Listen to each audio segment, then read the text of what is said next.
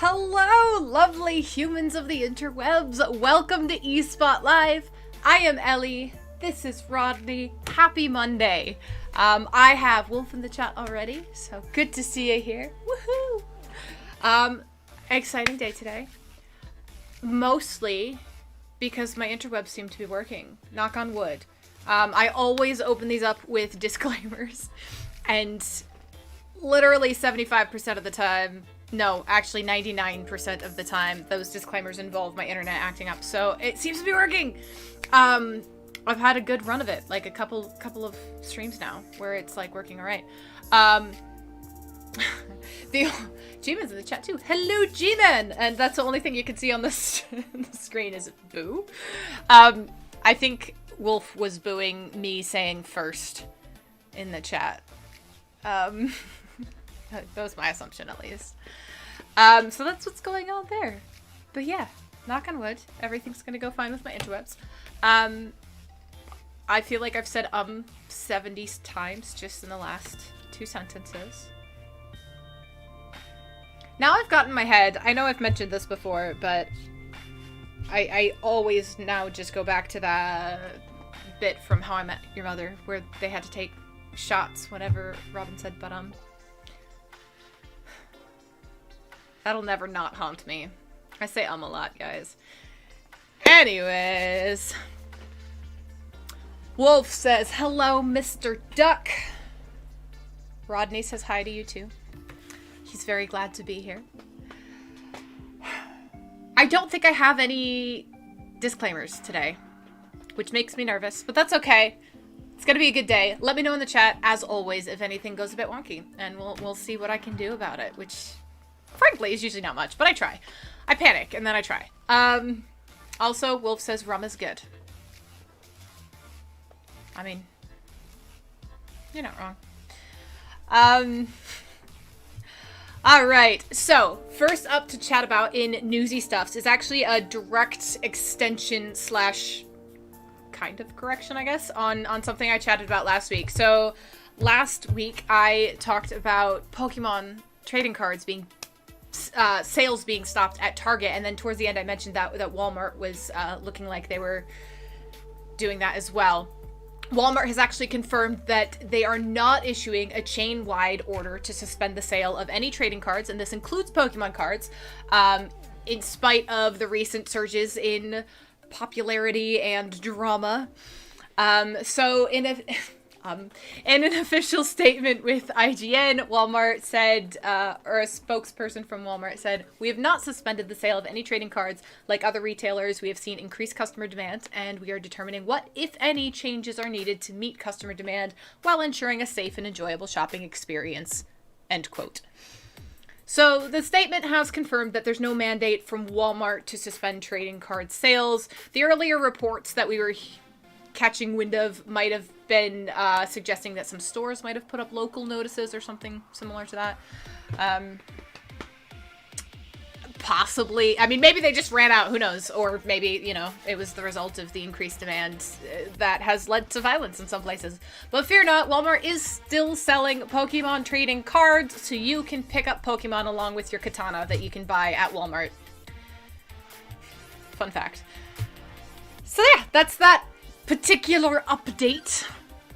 Next up to chat about, so as time goes on and we're in the midst of this legal battle between Epic and Apple, I definitely am wanting to keep you guys updated. There's nothing too much yet because it's kind of going week by week, so we'll have more details on what this week has held on Thursday, but I didn't want to let it drop fully, and also wanted to note that of all the things that I did not expect to come up in this case in front of a judge on an official court transcript, the state of dress of a banana has to be at the top of that list. But alas! Fortnite's Peely briefly became the focus of the trial. Which brings me equal amounts of joy and horror at what this has come to. Epic and Apple back in court. This is week 2 of the trial, sparked by Epic's 2020 accusation that Apple's iOS rules are anti-competitive and therefore make them a monopoly. So, as usual, lawyers are arguing over technical distinctions that really, in all honesty, wouldn't be out of place in a late-night Discord chat. Recently, one of those questions included whether or not Fortnite is for kids, and whether or not Fortnite Creative Mode is a game or something else. One unexpected question that came up linked to those topics was whether or not it's appropriate to show the nude chest of Peely, Fortnite's banana character, in a federal court. The chest was shown, apparently. Scandalous! So, this was reported by senior reporter Eddie Robinson from The Verge, who had been listening into the live audio feed from the courtroom and posted a play-by-play on Twitter. So, again, for those of you who don't necessarily know court proceedings, recording the audio is not allowed. So a reporter cannot listen into the court proceedings and record it, but transcriptions are allowed. So that's what we have. According to Robertson, the following exchange occurred between Apple's lawyer and Epic marketing director Matthew Weisinger.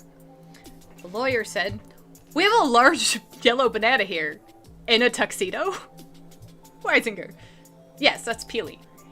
Apple lawyer, after noting that Peely is wearing a suit. "We thought it was better to go with the suit instead of the naked banana because we're in a federal court right now." These are actual lawyers.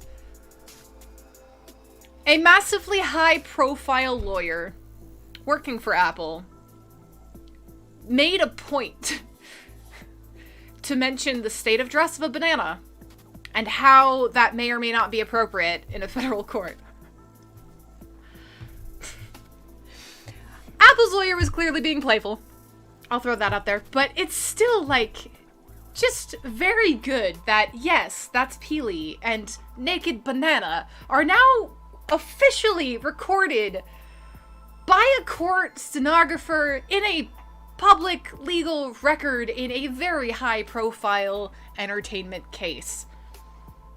It's a beautiful thing. That was not actually the end of Peely discourse. It came up a bit later when Epic lawyer Lauren Moskowitz questioned Weisinger, and Peely came up again. According to Robertson's transcription, the lawyer pointed out there might have been an implication that showing Peely without a suit may have been inappropriate. The lawyer then proceeded to show a picture of naked Peely, rather, in court. "Is there anything inappropriate about Peely without clothes?" Weisinger's response was, "It's just a banana, ma'am." Oh gosh. This is what's going on in the Epic versus Apple case right now.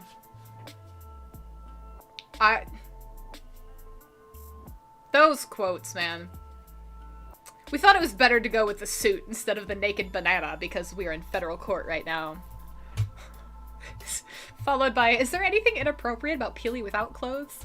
Followed by, "It's just a banana, ma'am." I cannot fully express how much joy that exchange brings me, especially thinking about the years of education and practice that have gone into everything that it takes to get something this high profile in court. Because these aren't green lawyers either. Like, this isn't their first case.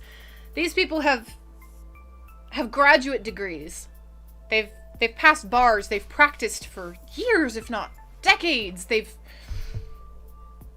discussed naked bananas in a court. Oh, man. G-Man said, "Is this the first ever example of a court law officially recognizing Rule 34? I am missing a reference there. What is Rule 34? I feel like I know this somewhere in my brain, but it's a Monday. Remind me what Rule 34 is in the chat.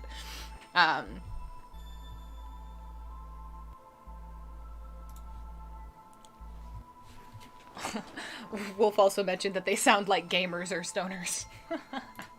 Now they're lawyers, which, I mean, I suppose isn't mutually exclusive, but I feel like practicing corporate law doesn't allow for too much time I also feel like if they were gamers, they wouldn't be as worried about the state of dress of a banana. I also, so, not as familiar with Fortnite in from, like, the playing it standpoint, but I'm curious as to, like, what photos of Peely they had to choose from.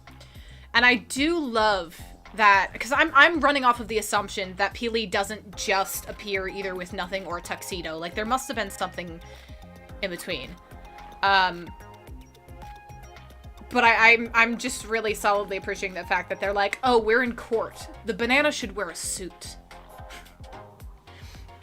Everything about that. Yeah. Another for you guys. I really hope that it's not a drinking game on this particular show. I say a lot. Anywho. Again, we'll have probably a bit more information, hopefully, if they get past talking about bananas. We'll have a bit more information on where this court case is going on Thursday's episode of eSpot Live, because I love talking about this case. It's concerning and exhilarating all at the same time. Next up to chat about is a completely different topic, so we're moving on from naked bananas. I just keep going with that. Anyways, Jimmy Fallon is going to executive produce The Kids Tonight Show on Peacock, so that's fun. The Tonight Show, if you're not familiar with it, it's a late-night talk show. It airs weeknights on NBC. Its long-running talk show has featured notable hosts such as Jay Leno, Johnny Carson, Conan O'Brien, and currently The Tonight Show is hosted by comedian and SNL veteran Jimmy Fallon, who joined the show in 2014. Fallon had previously hosted Late Night with Jimmy Fallon, was succeeded... Why was that word difficult for me? I do not know. By Seth Meyers, when he transferred to hosting The Tonight Show with Jimmy Fallon. So this has been under a development deal between Fallon's production company, Electric Hot Dog, and NBC Universal. Now it's announced that Fallon will executive produce The Kids Tonight Show, which will be a late-night show run entirely by young people.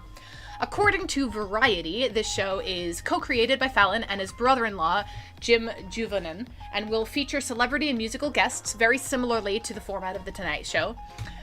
Susan Rovner, NBC Universal's chairman and entertainment content, was quoted as saying, "We continue to be in awe of all things Jimmy. Who else could run The Tonight Show, executive produce and host brand new formats, and adapt his own best-selling books? Jimmy does them all with his signature style. We are privileged to call him a longtime member of our broadcast family." End quote. Fallon is a father of 2 young daughters and has an innate knack for approaching and tailoring his comedy to young audiences. He's even released 7 children's books, with an animated adaptation of his book 5 More Sleeps Till Christmas in the works. So he's got a lot going on. Super cool stuff, and really is kind of focused on a lot of children-based content right now, which is pretty cool. So I feel like Jimmy Fallon himself has a talent for reaching these younger audiences, but the content of The Tonight Show mainly targets adult audiences. So this adaptation specifically for the younger audience is likely to gain a pretty strong following. Additionally, this Kids Tonight Show will help Peacock to build their catalog of original content appropriate for young audiences. So that's something that they've made a point to focus on, is expanding their original library that's kid-friendly. So this is definitely a step in the correct direction with that. There's no set release date as of yet, but I am absolutely sure that it is going to be a charming show for families everywhere when it finally does premiere.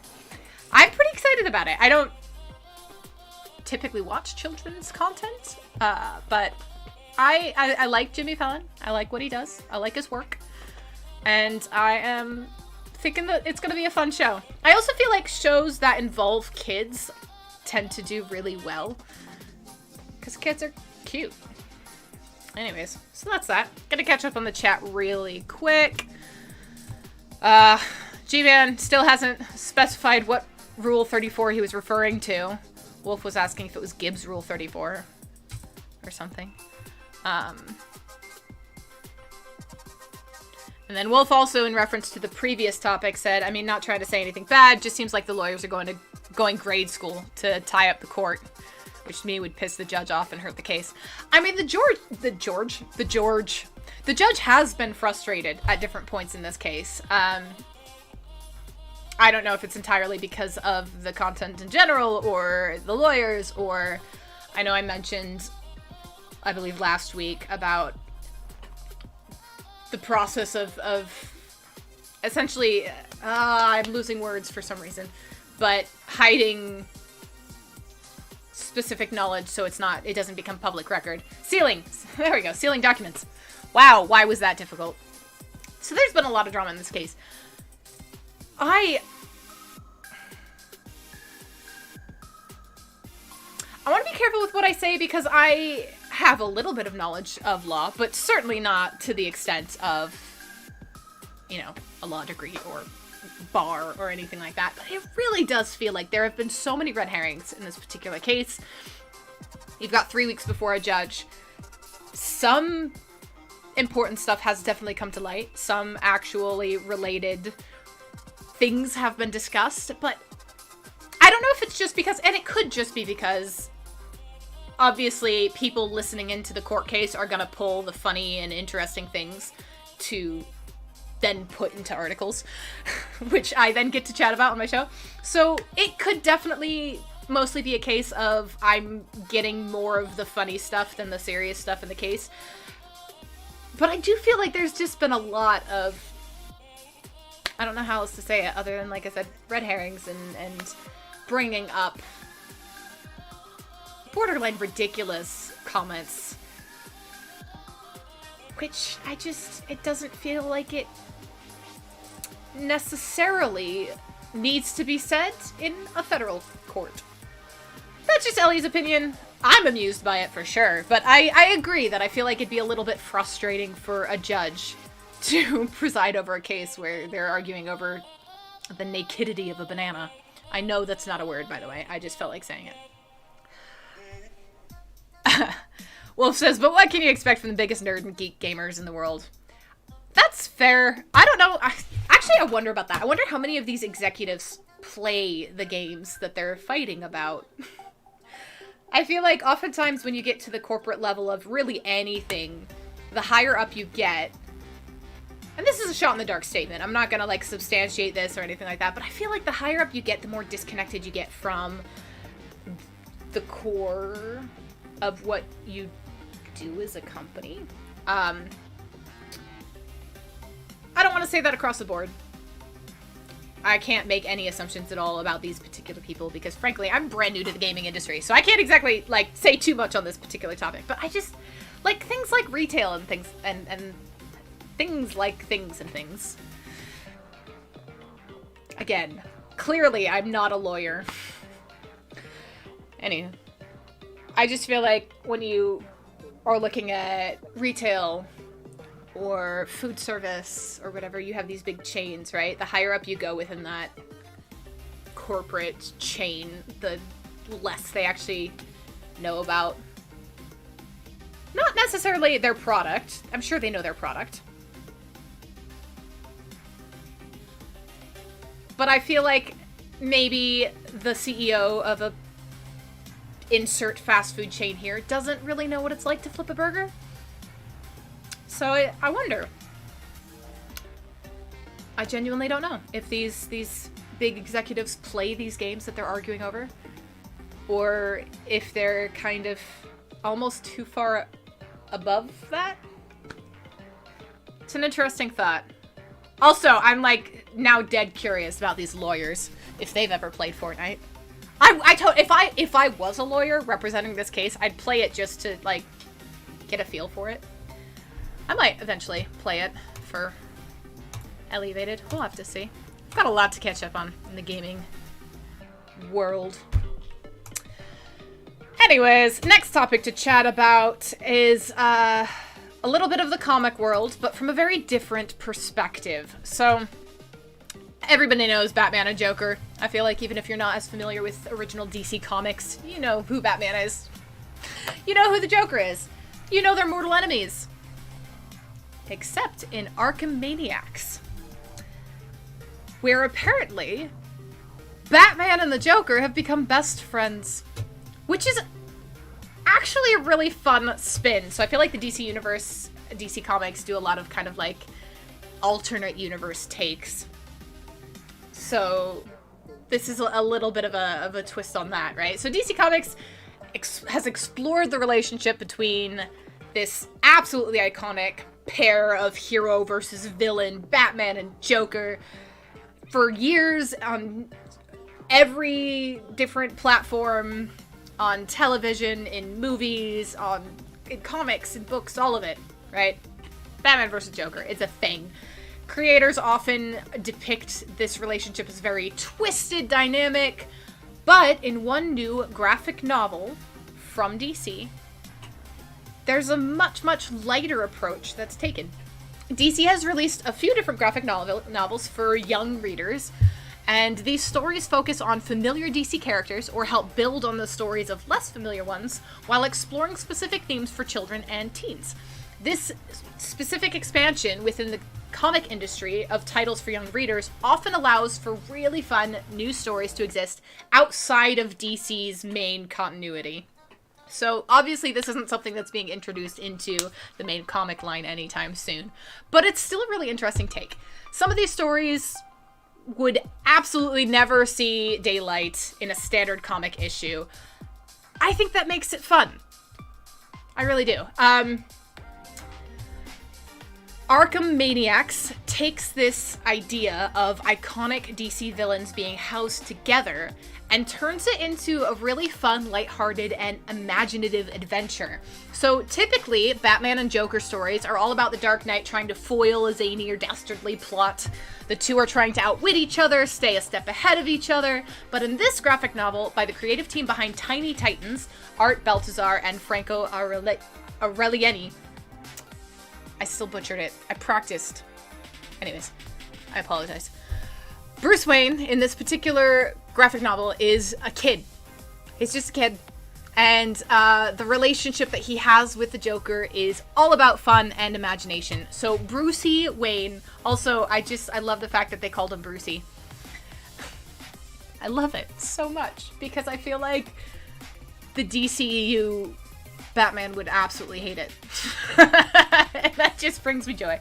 Anyways, Brucey Wayne is a kid living at Wayne Manor. Both of his parents are there. He's got his butler, Alfred. And instead of Arkham Asylum, this particular version of Gotham features the Arkham Apartments, which are kept secure by the apartment complex supervisor, James Gordon.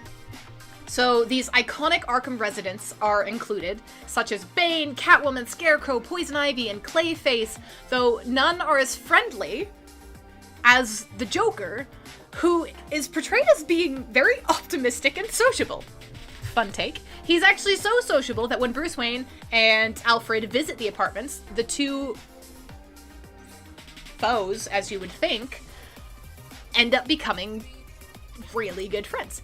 So I don't know what to say other than this shift or take on Batman and Joker's dynamic is absolutely adorable. It's so cute. Just kids hanging out and being imaginative and everything else. So, yeah. Instead of plotting, this particular clown prince of crime tries to help other residents be comfortable. He doesn't try to kill his foe. He instead teaches Brucey how to use his imagination so they can have fun together at playing at the residence pool. The only kind of side note here is considering how much delusion, right, tends to be associated with Arkham, it's making some people wonder if this is really that innocent friendship that immediately comes across, or if it's something a bit more twisted underneath, because this could actually be Joker's most effective plan yet. Brucey Wayne is not nearly as brooding or lonely as the traditional Bruce Wayne. He's not really lacking for anything, including family, when he meets his new friends. And, who knows? By welcoming in Brucey, befriending him, and even opening his mind to what Arkham can be, perhaps in this issue, Joker has finally succeeded in preventing Batman from ever beating him. Right? I have Spades of Ace! eSpot, hooray! Hello, Spades! Or I'm back! That was actually kind of funny, because I felt like the stream was running smoothly, and then I read Wolf's comment that the stream was not running so smoothly, and it stopped. But it's back! Ace says hello. Hello, Ace. Rodney also says hello, Ace. Please let me know what's it looking... Wow. Words. Please let me know what it's looking like on y'all's end right now, because I did have that weird little glitch where it seemed to drop the stream for a few seconds there. So I would like, if you guys have it, some feedback on how, if it's smooth right now. Feed died, you must have broken it. Oh no. Is it back? Like the feed stopped. I saw that on my end too, but am I back? Am I smooth? Am I here? Can you hear me?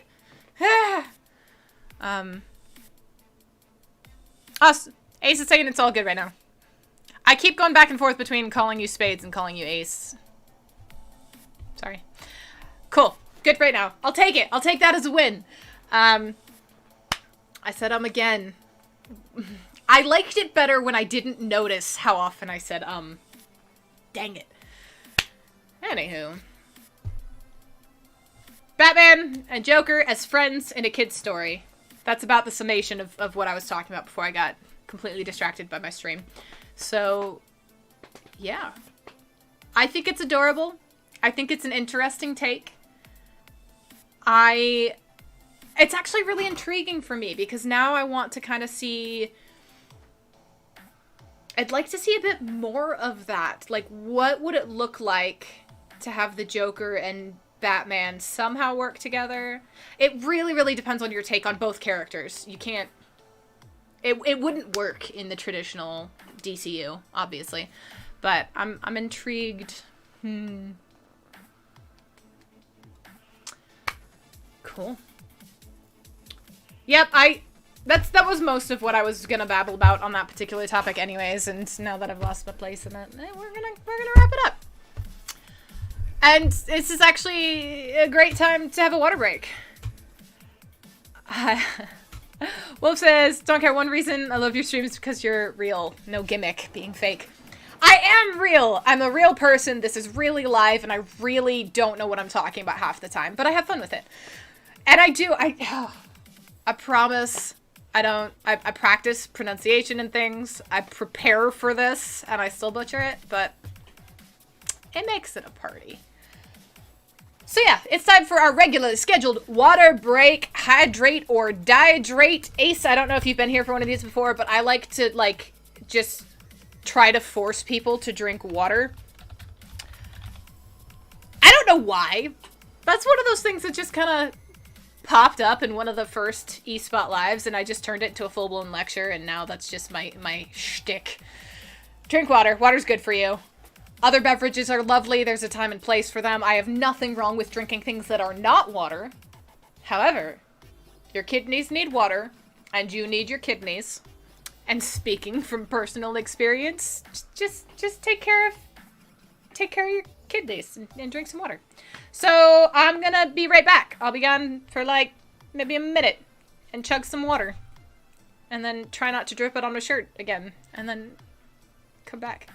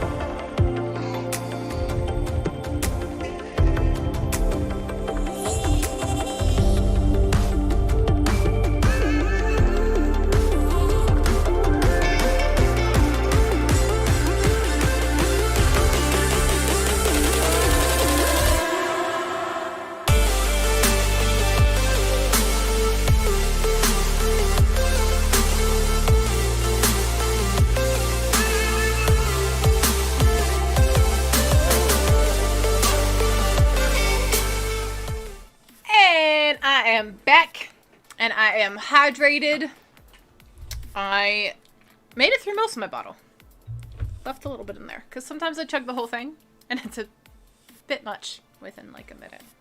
Anyways, hope y'all are hydrated. Next up to chat about in newsy topics is a very interesting take on moderation of things on the interwebs. So we've talked quite a bit recently about a couple of different topics that kind of have this theme about, yeah, really how to go about moderating the interwebs and what happens on it, and different people have different takes. Obviously, it's something that I'm fascinated by. The audio is out of sync with the video, according to Wolf. Oh, that's a new one for me. I don't know how to fix that. Is everybody else experiencing that as well? I don't know if I can just, like, refresh it without killing the video. I don't know. How bad is it? Would it help if I switch screens? G-Man says I'm in sync for G-Man. Okay. Maybe it'll catch up then. Maybe it's just got a buffer. That's what I'm hoping. Fingers crossed. Cool. Sorry. I don't think there's anything I can do on my end right now.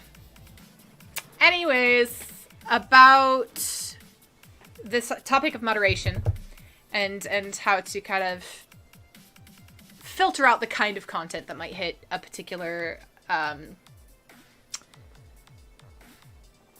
platform. That's the word I was looking for. Twitch has seemingly banned the mention of hot tubs. Let me go into this a little bit further. So, hot tub streamers on Twitch are a thing, which I did not know about until researching this particular topic. But it's a thing, and they're actually rising in popularity. Many are discovering that Twitch has banned the mention, or seemingly banned the mention, of hot tubs on their official channel. So, mentioning hot tubs will result in the message not being posted because of, quote, conflicts with the channel's moderation settings. Why did Twitch ban just this one word? There's a lot going on there, and the hot tub meta is a lot to unpack. So the hot tub meta has become a point of contention for many Twitch viewers. Hot tub streamers, like I said, apparently it's a thing. They're streamers who host streams while sitting in a hot tub, or sometimes, more commonly, inflatable kiddie pools in their living rooms. And they've been drawing the ire of some viewers that consider them low effort and sexually exploitative. Technically, these streamers are not breaking any rules, and I think that's kind of important to note, because Twitch does allow streamers to wear swimsuits in appropriate situations, and a hot tub is an appropriate situation to wear a swimsuit. The streams are in the just chatting category, and I guess some of the streamers are kind of using it to lean more towards not safe for work content, and that's causing contention in the Twitch community. So, even though hot tub streaming does not go against any of Twitch's official guidelines, Twitch has seemingly banned this mention of hot tub on their official channel. So, on a recent Reddit post discussing banning hot tub, commentators agreed that Twitch is avoiding the subject and kind of ignoring what's going on while simultaneously trying to ensure that it doesn't get promoted, which is an interesting take. So, worth mentioning, when you go to Twitch, you are not being forced to watch these hot tub streamers. You're under no obligation to watch. Nobody's gonna force you. The streamers do have a fan base that seem to very much enjoy the content. So there's that. I find it interesting. That's one take on it. But the thing I have with that's a little bit confusing to me personally is, and maybe this is just because I tend to run in black and white in most areas of my brain. This or that, on or off, black and white. Yes or no. So I just feel like in a situation like this is either something you don't want on your platform, or you don't mind having on your platform, and the platform's about promoting content on said platform. So if this is an okay content to have on your platform, then it doesn't fully make sense to my brain to ban the promotion of it by banning a word associated with it. And if it's that slippery slope leading into inappropriate content or things that are banned on the platform, then I feel like it needs to be addressed more than just banning the mention of it. But this is coming from someone who does not know really anything about hot tub streamers, because frankly, I did not know they existed until, again, I started looking into this topic. And it's not the type of content that I would personally look up or watch. So, yeah, there's that. Let me know what you think in the chat, because I've got another topic that also has to do a little bit with this concept of moderation and how to navigate the interwebs, specifically relating to things like adult content or not safe for work content or all of that. I'm just really curious. Wolf also to just refresh my app and it's the same. So I guess my audio is still not quite matching up with my video for Wolf. I don't know if anybody else is in the chat, but if anybody is in the chat, let me know how the video is going. I'm not getting any more notifications on my audio or video dropping frames or anything like that, so my system is showing me that everything's working, but that does not historically mean that everything is working on my end. So if you have thoughts or comments on either the topic or my stream, let me know in the chat. And while we're going that direction, let's chat the next kind of topic that touches on this similar theme of moderating content. eBay is now banning the sale of a lot of adult items, including adult video games. So this has to do with the implementation that will come into play on June 15th of a new adult items policy for eBay. And it's going really hard on mature content. So they're taking it a step further from just simply banning certain things. The new guidelines are taking huge steps towards banning or greatly restricting the sale of any and all kinds of sexual content, from art to dildos to anything else. But like specifically within the entertainment industry, how this is going to impact it is with really anything rated adult for gameplay or for viewing. So the following items will not be allowed after June 15th once this policy is implemented. Adult items with content that is illegal. 100% support that. Items that do not comply with our illegal explicit content policy. Also, yeah, sure, makes sense. Sexually oriented materials, including items containing nudity, displays of sexual activities, are not allowed. This includes the following: adult films and video games with a rating of X, XXX, R18, or unrated for adult-only audience. And sexually explicit anime, comic books, books, films, animation, manga, hentai, and others. So, 4 kind of very specific things that they're focused on. The concern, really, from that entertainment perspective comes specifically towards those video games with those ratings. Mostly because different areas have different ratings. So, for example, this is going to make it harder for artists and creators in this particular space. Mostly when you consider, like I said, things in different countries or in different areas, different ratings work differently, right? So in Australia, a lot of major video games are rated R18. This is including Grand Theft Auto and Disco Elysium. I don't know if I said that word right, but that's okay. Like, it's including very popular games. And so it kind of makes it a little bit confusing because that will be banned in Australia. So what does that mean for sellers in the US, etc.? eBay explained the crackdown rather for the site by saying, quote, "We want to make adult items available to those who wish to purchase them and can do so legally while preventing those who do not wish to view or purchase these items from easily accessing them. One of those words, it's fine. So I feel like this kind of very much plays into that conversation, especially as we were going into it last week, right? Where who becomes responsible for blocking sales to minors?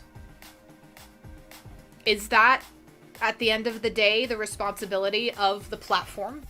Is that the responsibility of the individual seller? Is that the responsibility of the purchaser?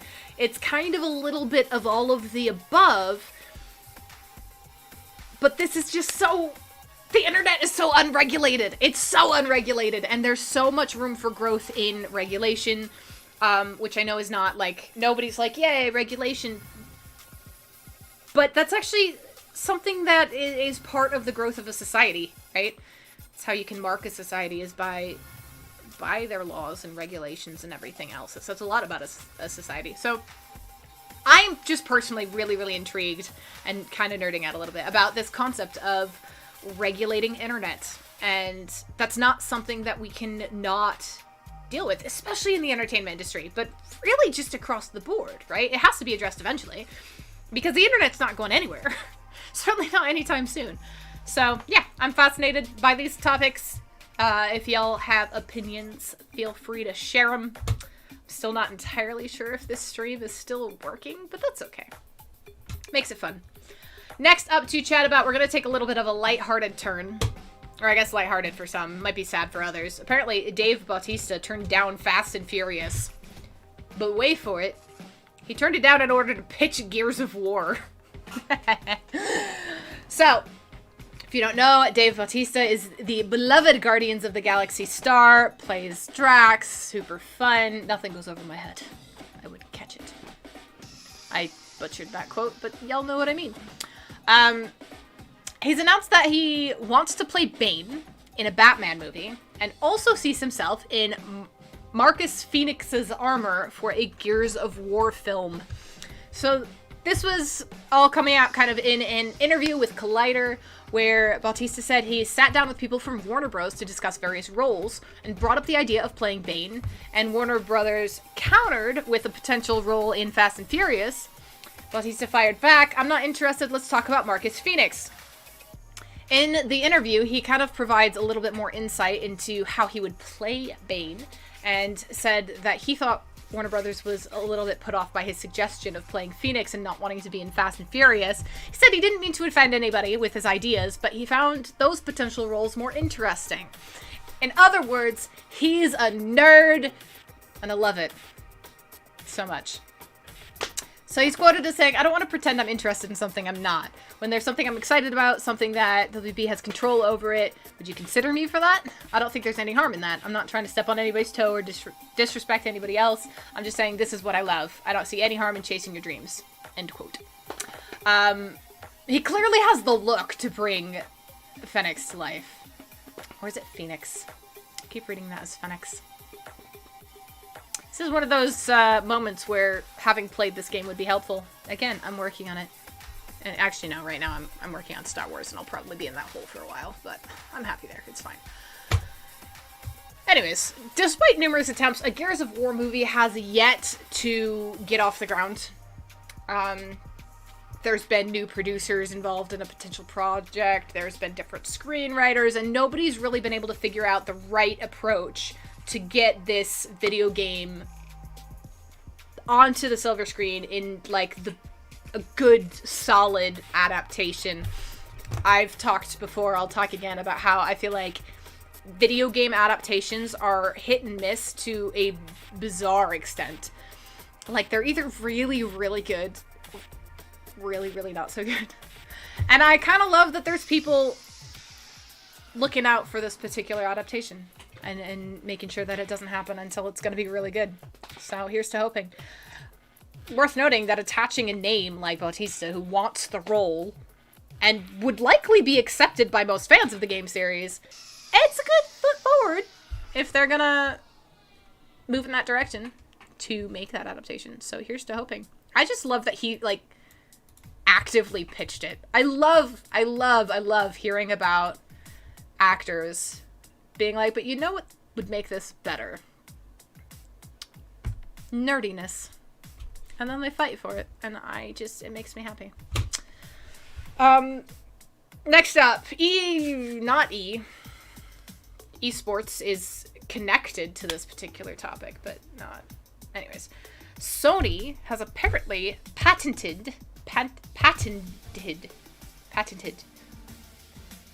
made a patent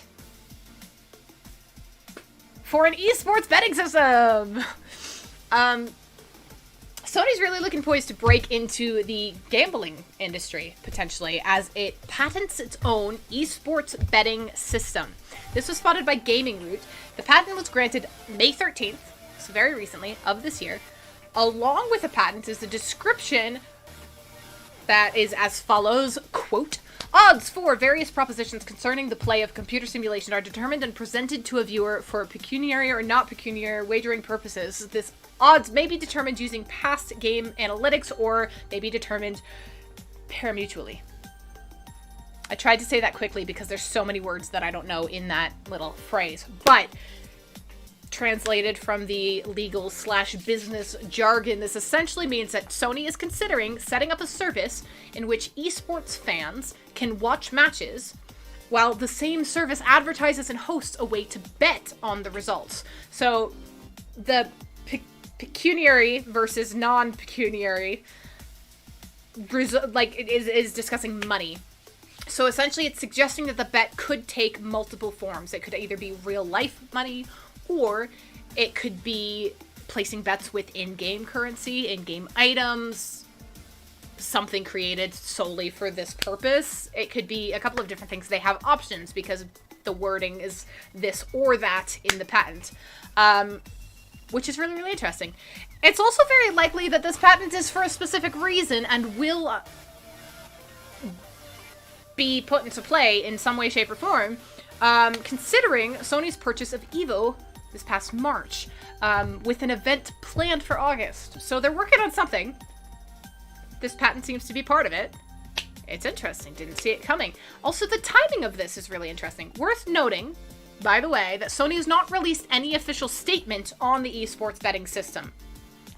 This is kind of coming, it's a little bit of conjecture, the patent is real, it happened, but as far as what they plan to do with it, they have not made any particular statement on it. Interesting timing, though, because I feel like it's coming at a point in time when the current political climate has not been leaning in favor of gambling in games. I've talked on a couple of different streams about, not necessarily in the US, but in other countries, bans of things even like loot boxes simply because they consider loot boxes a form of gambling, and gambling is illegal in those areas.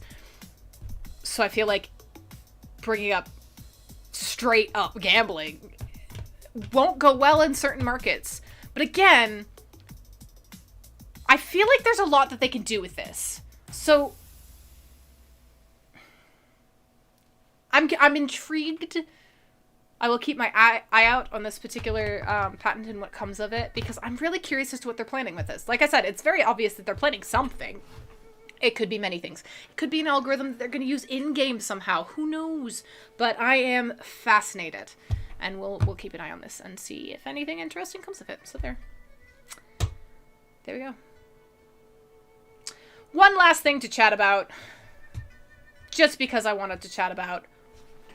I'm going to open this by saying this is 100% conjecture and has not been confirmed by the parties involved, but there are rumors that just hit about Amazon possibly making a $9 billion offer to MGM? I'm going to emphasize the fact that reps for Amazon and MGM have so far declined to comment. This is completely unsubstantiated. But I'm excited for personal reasons. So, according to rumors,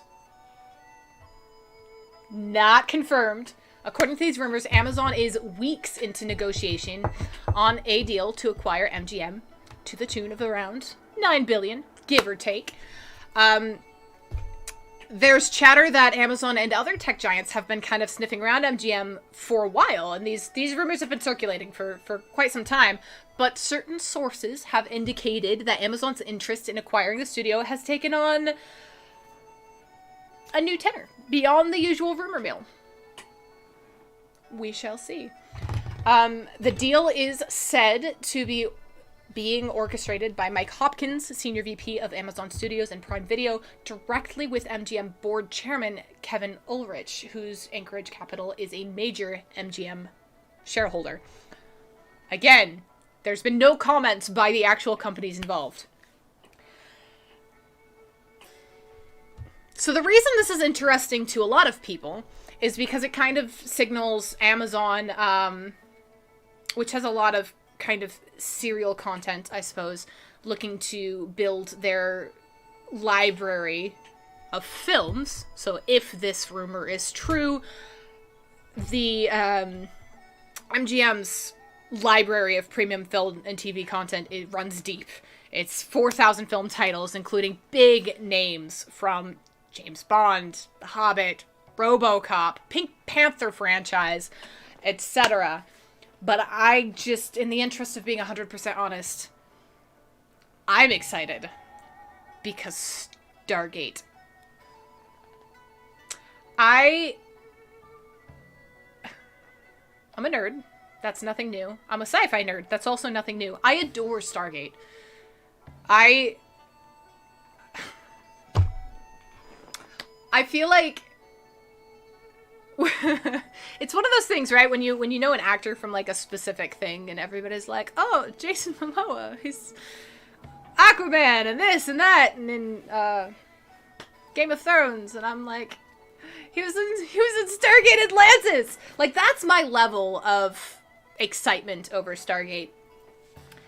So, honestly, I am personally involved in this even possibility of a purchase because I'm just personally gunning for a Stargate continuance. I don't want a remake because SG-1 is gold as is, but like more cheesy sci-fi from the 90s. That's what we need. It's just what we need in life. So I'm gunning for it. Personal preference there.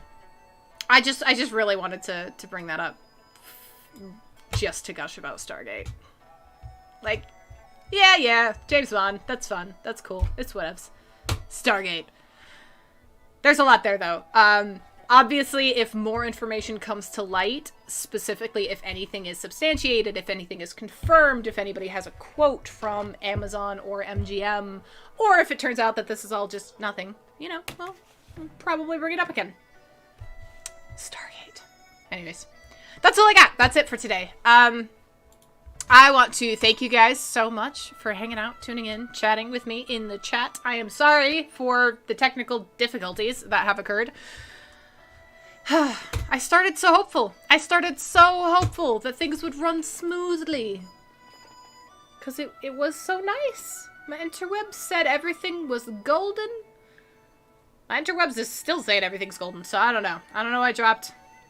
I don't know why it's not loading for some people. Sorry, Wolf. But anyways, thank you guys so much for hanging out, for joining me, for listening to me babble. It has been fun as always. I don't have anything to pitch for closing. Go check out Awoken. Awoken's on Steam. Had a big update. More stuff coming. We're super stoked about it.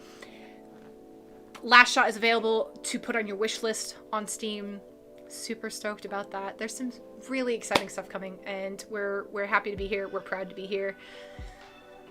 I will be back on Thursday, 9 p.m. Eastern Time. That is 6 p.m. if you live on the other coast.